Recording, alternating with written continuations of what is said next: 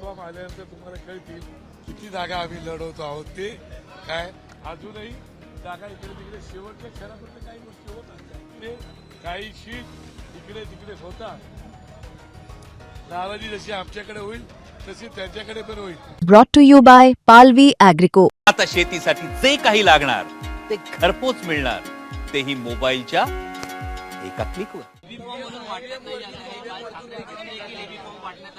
इतर पक्षांनी देखील एबी फॉर्म वाटण्यात आले, मात्र अद्याप मनसेकडून एकही उमेदवाराला एबी फॉर्म वाटण्यात नाही. आज एबी फॉर्म दिले जातील.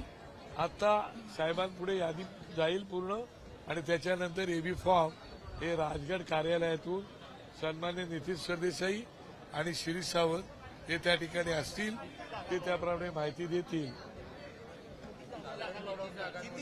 जागा एबी फॉर्म आल्यानंतर तुम्हाला कळतील किती जागा आम्ही लढवतो आहोत. ते काय अजूनही जागा इकडे तिकडे शेवटच्या क्षणापर्यंत काही गोष्टी होत असतात. ते तुम्हाला कल्पना आहे. तुम्ही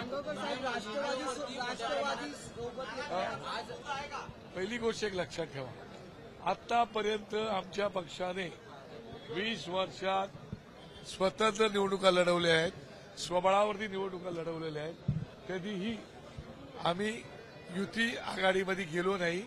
आम्ही इतर पक्षांना पाठिंबा निस्वार्थपणे कुठलाही स्वार्थ न ठेवता दिलेला आहे.